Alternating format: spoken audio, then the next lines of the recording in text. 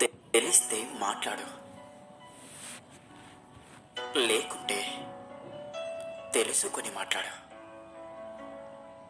అది కూడా లేకుంటే తెలిసింది మాట్లాడు. అంతేకాని అన్నీ తెలిసినట్లు మాట్లాడకు. అర్థమైందనుకుంటా. మంచి తోడు దొరికితే పేదరికంలో కూడా కష్టం తెలియదు.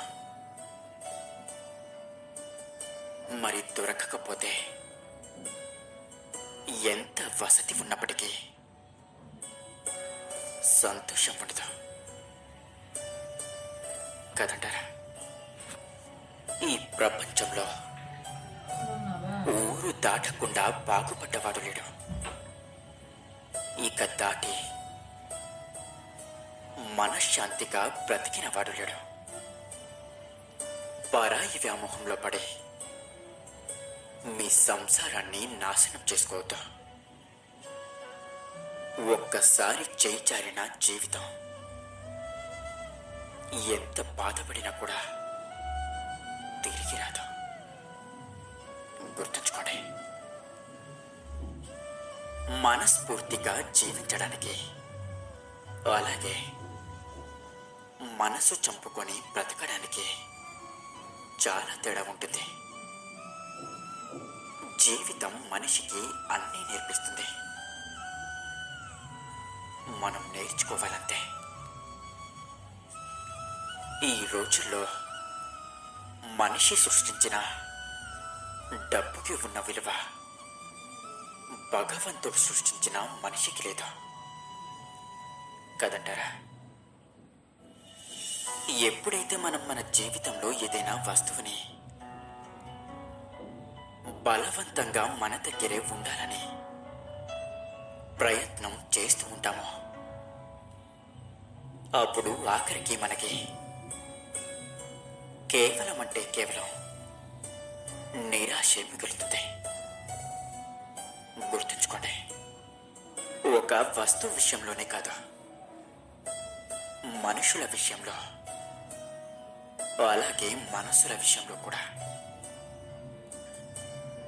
ఒకవేళ మీకు ఈ ప్రపంచంలో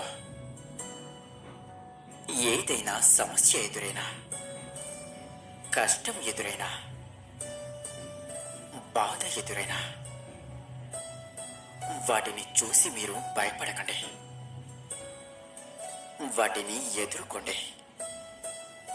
ఇక అలాంటి పరిస్థితులే మీకు ఎంతో అనుభవాన్ని కలిగిస్తాయి,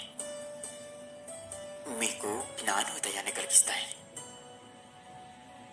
డబ్బుతో నువ్వు ఇల్లును కొనవచ్చు, కానీ కుటుంబాన్ని కాదు. డబ్బుతో నువ్వు గడియారాన్ని కొనవచ్చు, కానీ సమయాన్ని కాదు. డబ్బుతో నువ్వు పాన్పును కొనవచ్చు, కానీ నిద్రను కాదు. డబ్బుతో నువ్వు పుస్తకాన్ని కొనవచ్చు,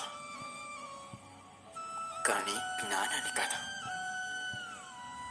ఇక డబ్బుతో నువ్వు పదవిని కొనవచ్చు, కానీ గౌరవాన్ని కాదు. గుర్తుంచుకోండి. సమస్య చిన్నగా ఉన్నప్పుడే దాన్ని పరిష్కరించుకోండి. లేదంటే అది నువ్వు తీర్చలేనంత పెద్ద సమస్యగా మారిపోతుంది. వెనక్కి వెళ్ళి నీ గతాన్ని మార్చుకోలేకపోవచ్చు, కానీ ముందుకు వెళ్ళి నీ భవిష్యత్తుని మార్చుకోగలవు కదా. ఆలోచించండి. పరిష్కారం తప్పకుండా దొరుకుతుంది. కాలం విలువ తెలియనివాడు జీవితం విలువ ఎప్పటికీ అర్థం చేసుకోలేడు. మనిషిలో ఉత్సాహం అనేది పగటి వెలుతురును ప్రసరింపజేస్తుంది. అంతేకాక మనస్సును నిరంతరం పవిత్రతతో నింపుతుంది. జీవితంలో ఏది నీకు అనుకూలంగా జరగనప్పుడు కూడా నీకు నువ్వు ధైర్యం చెప్పుకొని నిన్ను నువ్వు ముందుకు నడిపించుకోగలిగితే ఈ ప్రపంచంలో దేనికి నిన్ను ఆపగలిగే శక్తి ఉండదు. లేచి నిలబడండి, ధైర్యంగా ఉండండి, అలాగే బలంగా ఉండండి. మీ సొంత భుజాలపై పూర్తి బాధ్యతను తీసుకోండి. అలాగే మీ సొంత విధికి మీరే సృష్టికర్త అని తెలుసుకోండి. ఎప్పుడూ కూడా మౌనం అనేది మనస్సును శుద్ధి చేస్తుంది.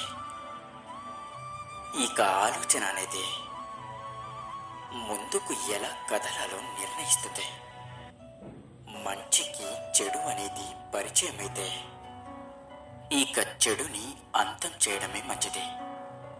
మనిషికి జీవితంలో కఠినమైన సమయమే తన యొక్క పూర్తి శక్తిని అలాగే పూర్తి సామర్థ్యాన్ని తెలియజేస్తుంది. మనిషి చాలా విచిత్రమైన ప్రాణి. చేతులు ఎప్పుడైతే ఖాళీగా ఉంటాయో అప్పుడు కళ్ళల్లో కలలు నిండి ఉంటాయి.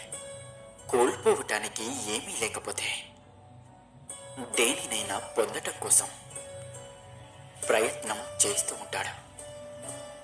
నిర్భయంగా ముందుకు కదులుతూ సమస్యలను అలాగే ఆపదలను ఎదుర్కొంటూ ఉంటాడు.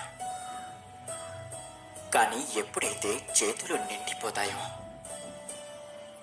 అప్పుడిక కలలు కనటం మానేస్తాడు. కానీ దేన్నైతే పొందాడో దాన్ని చేయిచార్చుకోకూడదనే భయంతో సమస్యలను ఆపదలను ఎదుర్కోవడం మానేస్తాడు.